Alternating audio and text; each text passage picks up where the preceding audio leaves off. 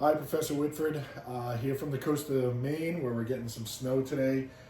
For my final project, I chose a topic that's near and dear to my heart, which was community policing. I did that for quite a few years as a police officer.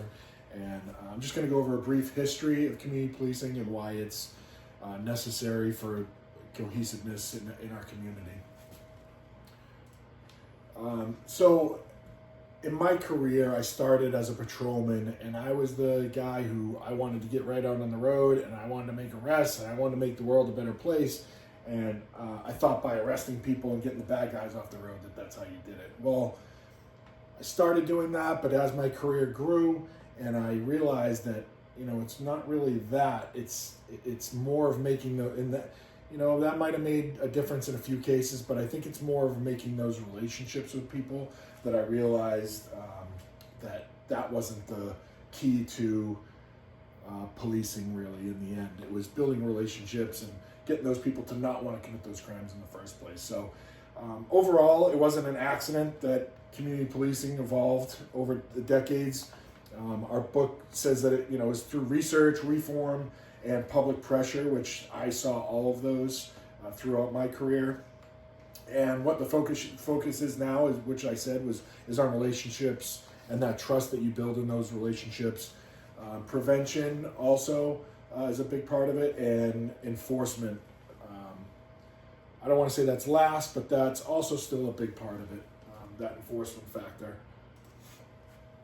So pre-1960s, the traditional model of policing was based on Sir Robert Peel's 9 principles for policing, which ultimately they say that, in a nutshell, they say that police are given authority from the people, and the police are the people. And just having gone over them before the presentation, most of them have something to say about public approval, public trust, some type of public interaction. So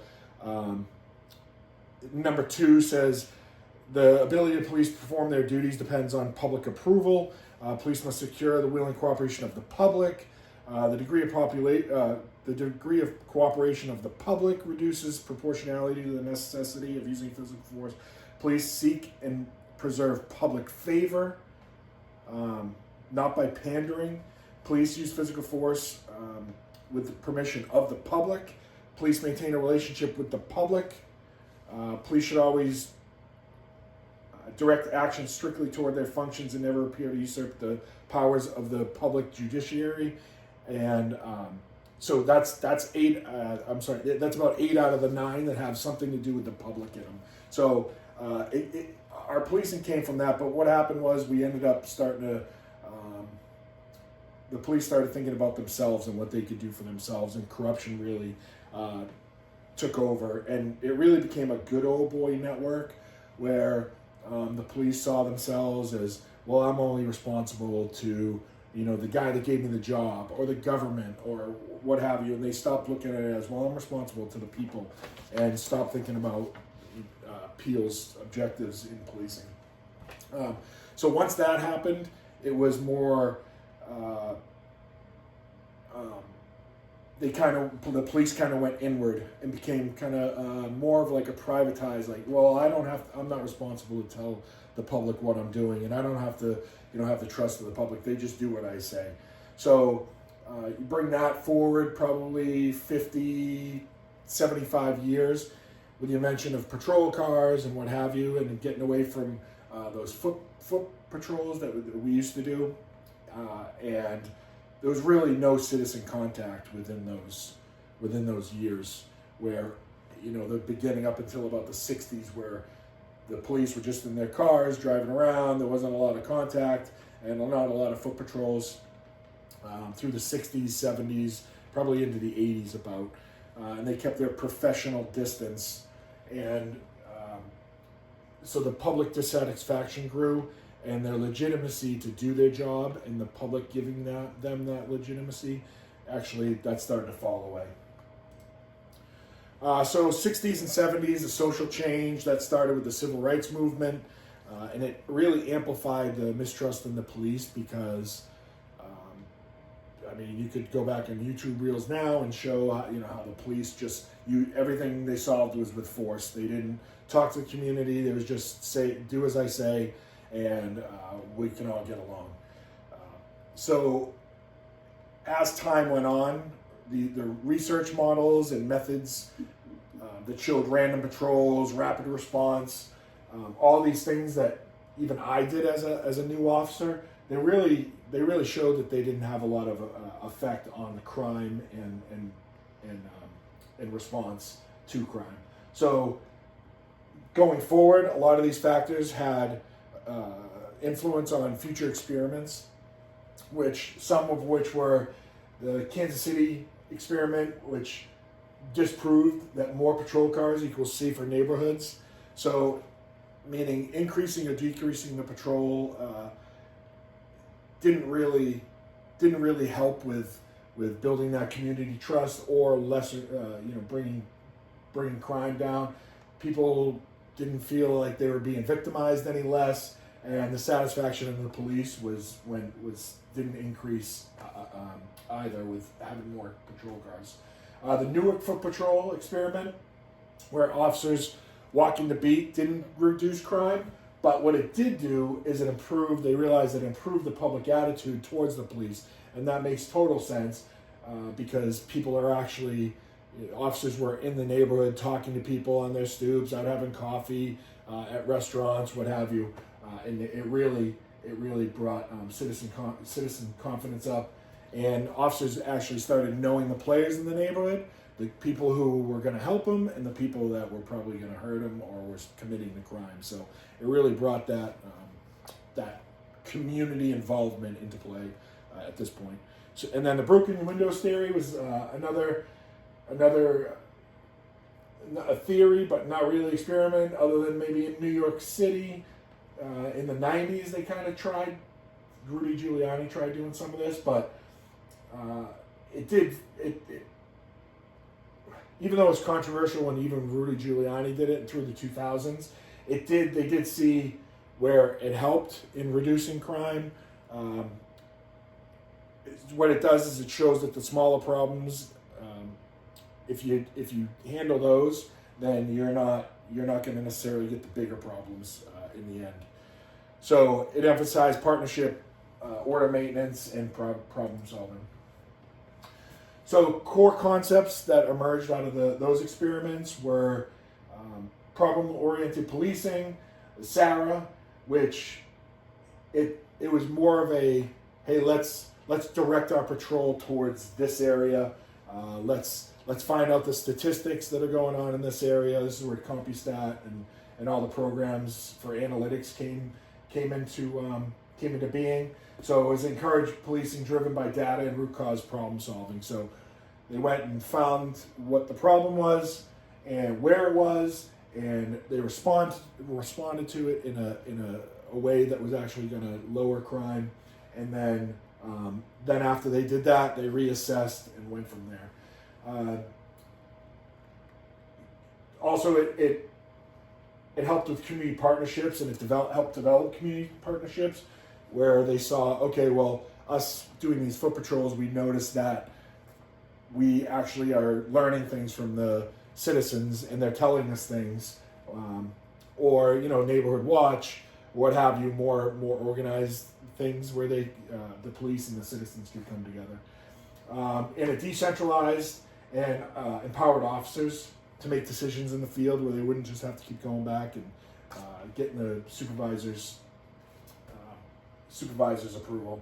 And then substations started coming around at this time also.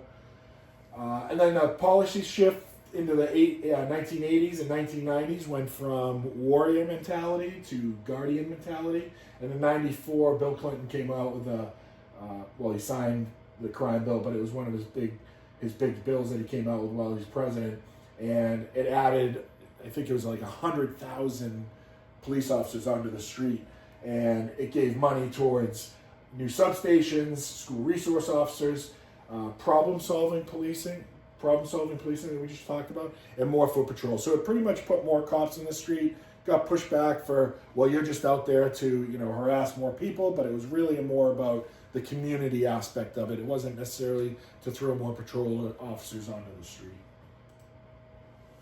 So some research that supports the community policing was what they saw was trust increases reporting in crime, and after that crime is solved, it reduces repeat calls for service. So that was a huge benefit to the police department that they probably didn't see was going to be coming out of that problem solving piece of it. Foot patrol also boosts perception of safety through relationship building. We already talked about that.